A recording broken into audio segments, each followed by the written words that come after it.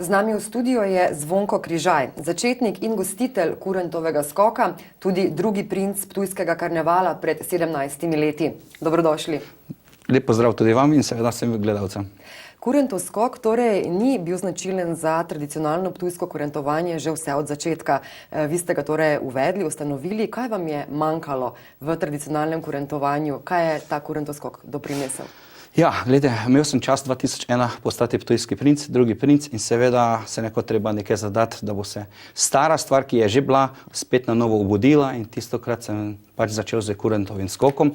Pri meni doma na domačiji, tistokrat je bil prvič in seveda moje poslanstvo v tem je bilo, da to uvedem še v druge vasi in to se je zelo lepo prijelo, tako da tudi seveda vsem čestitke, kjer je zdaj, imajo tudi v drugih vaseh. Kurent je edina slovenska maska, vpisana na UNESCO reprezentativni seznam nesnovne kulturne dediščine človeštva. Poleg še 3 takšnih likov, kateri so še ostali 3 liki? Ja, kurent je edini slovenski, imamo pa še zvončare, imamo sulvakare in pa buše iz drugih držav.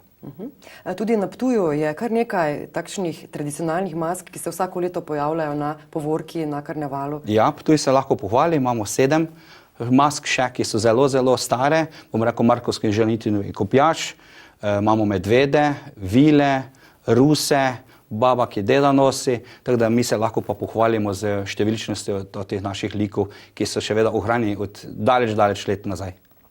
No, princ karnevala, ki je letos, kot smo slišali v prispevku, postal Aleš Goričan oziroma plemeniti Janez Maksimilijan Gregorič, kot je njegovo novo ime, bo mesto in vse maškarje v njem vodil do 13. februarja, ko se zgodi pokop pusta.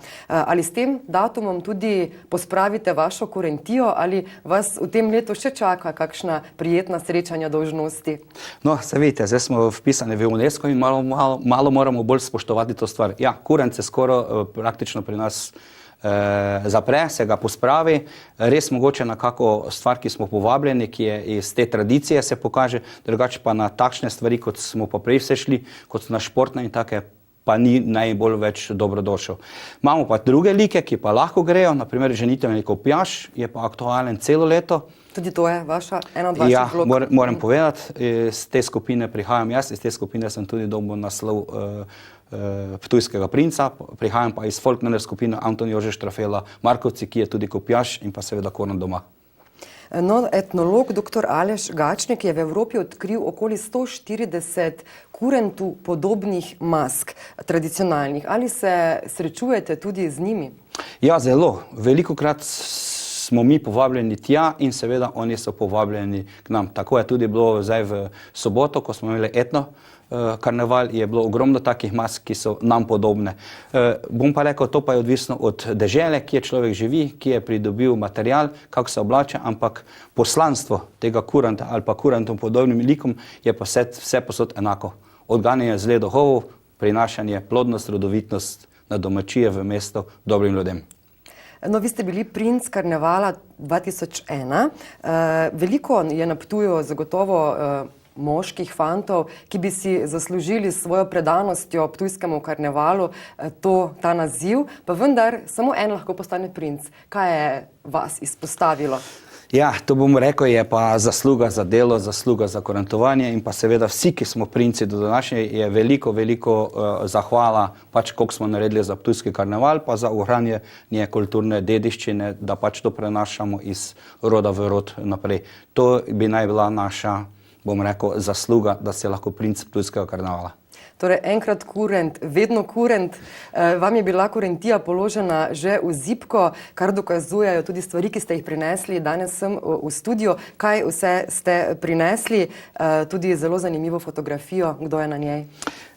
Ja, res je, meni je bila kurentija podana v zibko, kaj bi se mogoče marsikateri kurent želel. Zelo ponosen se seveda na zvonce, ki grejo zdaj že 4. generacijo. Jih je imel moj ded, moj oče in seveda, ko je imel moj sin 18 let, sem jih tudi predal njemu in seveda v upanju, da jih čuva naprej za naslednji rod. Sabo sem pa prinesel fotografijo, ena najstarejših kurentov leta 1951, ko so kurenti prišli v mesto, ampak še se niso smeli prav pojavljati, da bi jih ljudje pogledali. To je bil med fanti zelo veliki izziv. Priti v mesto, pozvoniti in seveda se skriti, ker tistokrat oblasti niso bile najbolj navdušene, da je kurant hodil po mestu. Drugače pa še naša rutica in pa seveda kurantove dokolenke, štucne mi rečemo, ki pa niso vse posod rdeče, ponekod zelene ali drugih barv, tu pa imamo fantje razdeljene ali pa kurante razdeljene po področjih, ki kjer živi.